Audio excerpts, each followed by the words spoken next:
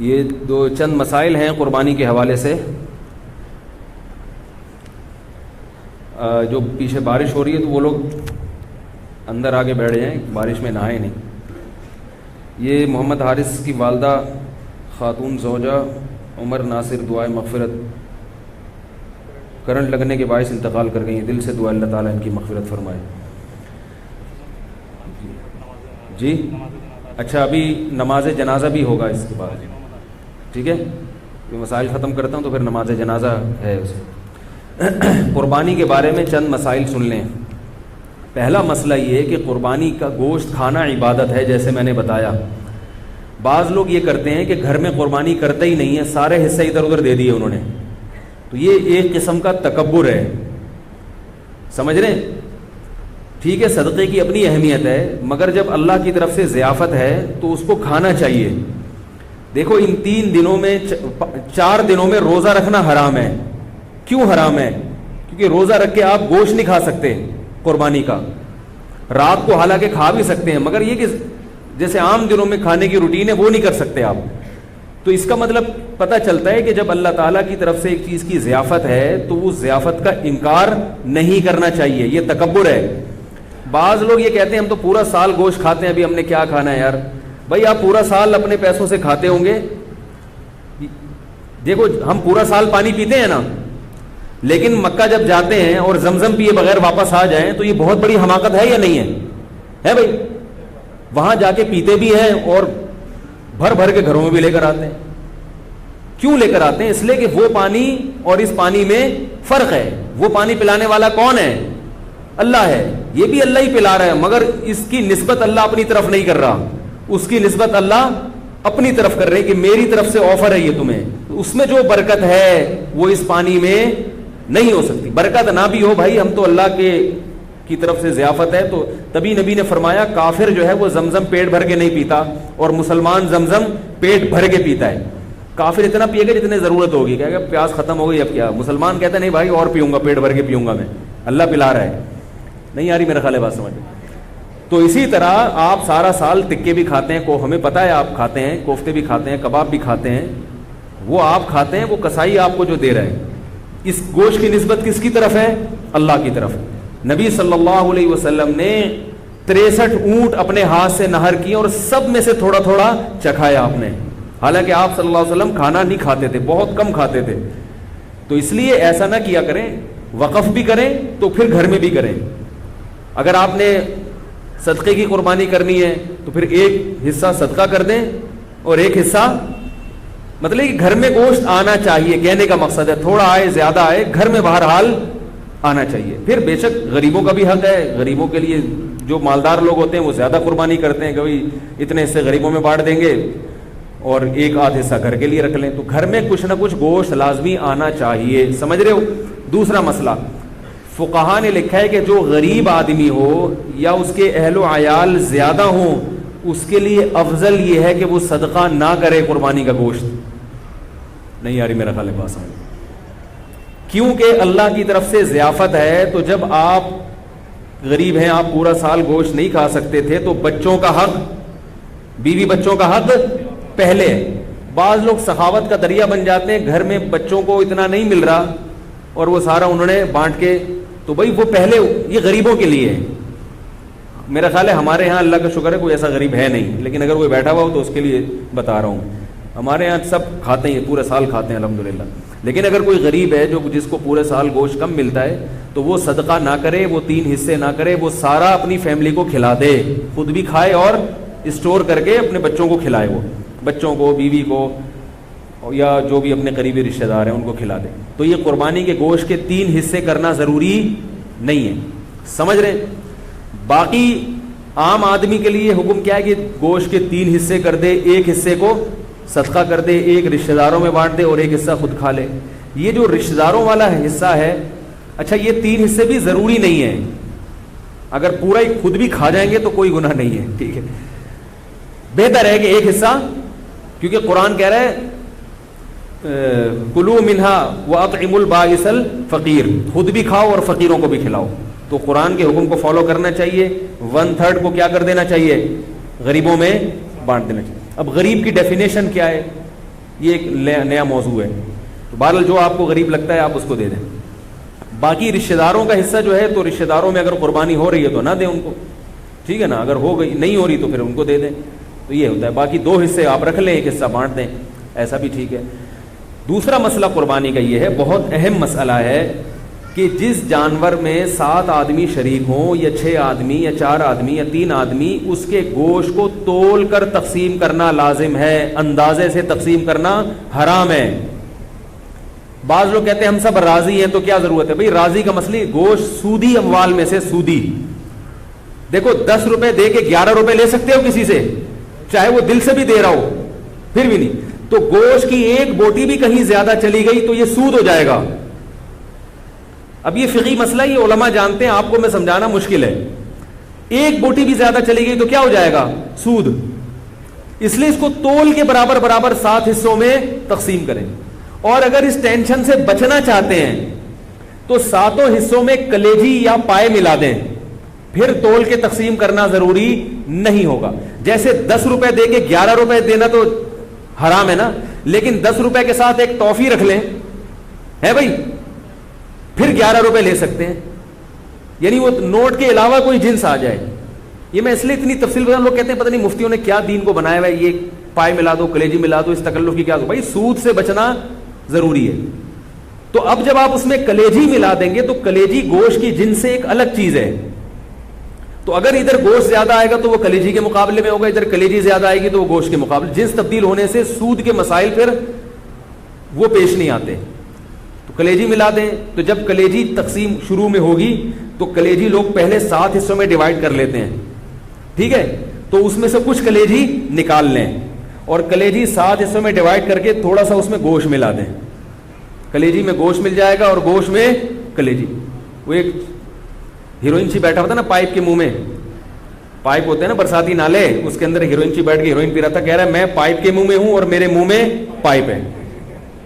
اس کو بڑا انجوائے کر رہا تھا اس سے وہ. تو آپ جب کلیجی میں گوشت ملائیں گے اور گوشت میں کلیجی ملائیں گے تو اس کو کیا کریں گے, آپ انجوائے کریں گے, ٹھیک ہے. تو شروع میں کلیجی کے 7 حصے کریں اور اس میں تھوڑی سی کلیجی نکال لیں, باقی کے 7 حصے کر کے اس میں 1-1, 2-2 بوٹی ملا دیں. تو کلیجی بھی تقسیم کرنا آپ کے لیے جائز ہو جائے گا, ورنہ کلیجی بھی تول کے کرنی پڑے گی. اور آخر میں جب گوشت ہو تو اس میں تھوڑی تھوڑی کلیجی ملا دیں. یہ سودی مسائل سے بچنے کے لیے. سمجھ گئے کہ نہیں سمجھ گئے؟ یہ ہو گیا. پائے کو پھر جیسے چاہیں تقسیم کریں. دوسرا مسئلہ ہے قصائیوں سے متعلق. قصائی لوگ کیا کرتے ہیں کہ جانور کو کاٹتے ہیں تو کاٹتے چلے جاتے ہیں. شریعت میں حکم ہے 4 رگیں کاٹنے کے بعد جانور چھوڑ دو, اس کو تڑپنے دو. سمجھ رہے ہو؟ تڑپنے دو. اس تڑپنے سے فائدہ یہ ہوتا ہے اس کا جتنا بلڈ ہے وہ نکل جاتا ہے. ذبح کرنے میں ایک بہت بڑی حکمت کیا ہے کہ اس کا خون, سارا خون گندی اور ناپاک چیز ہے, وہ باڈی سے کیا ہو جاتی ہے, اس میں بیماریاں بھی ہوتی ہیں. یہ جو جانور میں کوئی بیماری ہو نا تو اس کے خون میں ہوتی ہے, خون کا نکلنا ضروری ہے, گوشت صاف ہو جاتا ہے اس سے. اب قصائی لوگ کیا کرتے ہیں کہ انہوں نے چونکہ اس دن میں نے بتایا نا تو سلام کا جواب نہیں دیتے اس دن, عید کے دن یہ اتنے بزی. یہ کیا کرتے ہیں, جانور ذبح کرنے کے بعد اس کے گلے میں چھری مارتے ہیں, اس کی یہ جو پیچھے اعصابی رگ ہے اس کو کاٹ دیتے ہیں. اس سے جانور کو تکلیف بھی زیادہ ہوتی ہے اور ٹھنڈا بھی جلدی ہو جاتا ہے. اس لیے میں کہتا ہوں کہ جس کھونٹے سے جانور باندھا ہوا تھا وہ کھونٹا ابھی خالی ہے, تھوڑی دیر کے لیے اس کھونٹے سے کس کو باندھ دیں, قصائی کو باندھ دیں. کیونکہ قصائی کنٹرول میں نہیں آتا, اس کو آپ 100 دفعہ بھی کہیں بھائی نہیں کاٹو, وہ پھر بھی کاٹتا ہے, وہ پھر بھی چھرا مارتا. اس سے جانور حرام نہیں ہوتا, لیکن ایک جو ایک حکمت ہے, ذبح کا ایک شرعی طریقہ ہے, اس طریقے پر تو عمل نہیں ہوا نا. جانور تو حلال ہی رہتا ہے, لیکن ایک کراہت آتی ہے, کراہت مکروہ عمل ہے یہ. اس لیے قصائی کو پہلے گائے پہ جتنے آدمی تھے نا اس سے زیادہ آدمی قصائی پہ چھوڑ دیں آپ. اس کو بولے اس کو تڑپنے دو, اور اس وقت تک وہ 8 آدمی کس کو پکڑ کے رکھیں گے, قصائی کو پکڑ کے رکھیں, کیونکہ وہ بھاگے گا, وہ آئے گا بولے گا نہیں میں کاٹن دو. اس کو پکڑیں آپ یا کھونٹے سے باندھ دیں. باقی جب جانور ٹھنڈا ہو جائے تو پھر کہیں آپ اب تمہارا کام شروع ہے. سمجھ گئے یہاں تک؟ تیسرا مسئلہ, جب جانور ذبح کریں تو بعض دفعہ آپ ذبح کر رہے ہوتے ہیں, قصائی بھی آ کے ہاتھ لگا دیتا ہے اس میں, لیکن وہ تکبیر نہیں پڑتا. جب 2 آدمی مل کے گلا کاٹیں گے تو دونوں کے لیے تکبیر پڑھنا ضروری ہے. اگر ایک نے بھی چھوڑ دی تو جانور مکمل حرام ہو جائے گا, اس کا گوشت کسی کے لیے بھی حلال نہیں ہوگا.